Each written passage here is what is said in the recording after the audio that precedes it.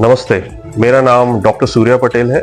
आज हम डॉक्टर जगन्नाथ छेरकी के साथ छेरकी हॉस्पिटल में हैं। आज हम आपके सामने एक और नया केस लेके आए हुए हैं। हमारे पास आज एक पेशेंट है जो कि 42 ईयर ओल्ड मेल पेशेंट है, साकेत चौरे जी, जो कि बड़गांव से आए हुए हैं। उनके जानते हैं उनको क्या समस्या थी, वो क्या लेके आए हैं और उनका किस तरीके से ट्रीटमेंट हुआ है। अब आप साकेत जी से उनकी प्रॉब्लम्स के बारे में जानेंगे। नमस्कार जी, मेरा नाम साकेत चौरे है। मैं बड़गांव से आया हूँ। मेरे साथ में अभी 1 महीने से जो सिर घूमने की प्रॉब्लम हो रही है, और पहले तो ये प्रॉब्लम 8 दिन में एक बार होती थी, लेकिन अभी 8 दिन या 1 वीक में लगभग 4-5 बार हो चुकी है। और जब मुझे सिर घूमता है, चक्कर आता है, वोमिटिंग की भी इच्छा होती है, और लगभग ये मेरे साथ आधे घंटे तक चलता है, और काफ़ी अंदर से भी फीलिंग्स अच्छी नहीं आती है, और मैं काफ़ी इस बीमारी को लेके परेशान हूँ। इसके लिए मैं नागपुर एम्स हॉस्पिटल तक भी जा चुका हूँ। वहाँ पे भी एमआरआई कराया, लेकिन एमआरआई रिपोर्ट में कुछ भी नहीं आया।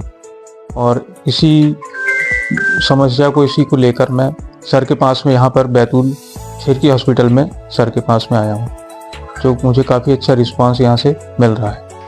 नमस्ते, जैसा कि आपने साकेत जी से जाना कि उनको क्या समस्या हो रही थी, तो मैं इस पे और थोड़ा प्रकाश डालना चाहूँगा। जो सर को जो प्रॉब्लम्स हैं वो जनरली ईयर के कारण हो रही है। तो जनरली अगर आपको ऐसा लगता है कि आपको जैसे पोजिशनल चक्कर आ रहे हैं, खासकर पेशेंट की जो इनिशियल शिकायत क्या होती है, जब वो पोजीशन चेंज करता है, जैसे खड़ा होता है सडनली या करवट बदलता है, तो उसको चक्कर आना स्टार्ट हो जाते हैं। तो ये बहुत कॉमन है। उसके साथ उसे हमेशा वॉमिटिंग जैसी फीलिंग रहना, कान में भारीपन रहना। जनरली पेशेंट किसी एक साइड के कान में भारीपन बताएगा, या सुनने की शिकायत रहेगी, या फिर आवाज आती रहेगी टिक टिक टिक टिक, उसे हम टिनिटस कहते हैं।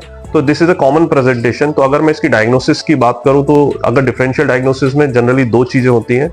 एक तो बीपीपीवी, जो कि बिनाइन पोस्चरल वर्टाइगो, और दूसरा है मीनियस डिसीज। तो ये 2 कॉमन प्रेजेंटेशन होते हैं, कॉमन डिफरेंशियल डायग्नोसिस है। मैं अगर बीपीपीवी की बात करूं, तो बीपीपीवी का जैसे मैंने आपको बताया कि प्रेजेंटेशन पोजिशनल होता है। पेशेंट जब भी पोजीशन चेंज करता है, उसको वॉमिटिंग और चक्कर जैसा फील होता है। उसको लगता है सब कुछ गोल गोल घूम रहा है। पेशेंट अपना इवन पोजीशन भी मेंटेन नहीं कर पाता, उसे लगता है मैं गिर जाऊंगा।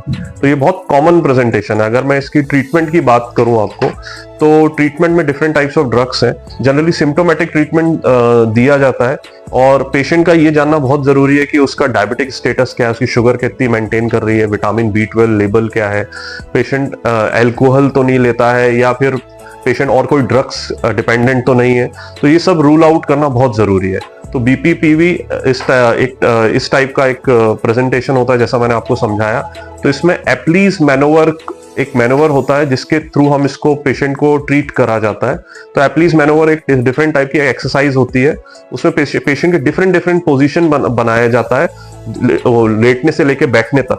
ये इसका एक्चुअल ट्रीटमेंट होता है, एप्लीज मैनोवर कहते हैं, जो कि आप इंटरनेट पे भी देख सकते हैं वो क्या है। और दूसरा, कुछ दवाइयां चालू की जाती है, जैसे विटामिन B12 चालू किया जाता है, नर्व की कुछ मेडिसिन चालू करनी पड़ती है। अगर पेशेंट को टिनिटस होता है, तो टिनिटस की मेडिसिन चालू की जाती है।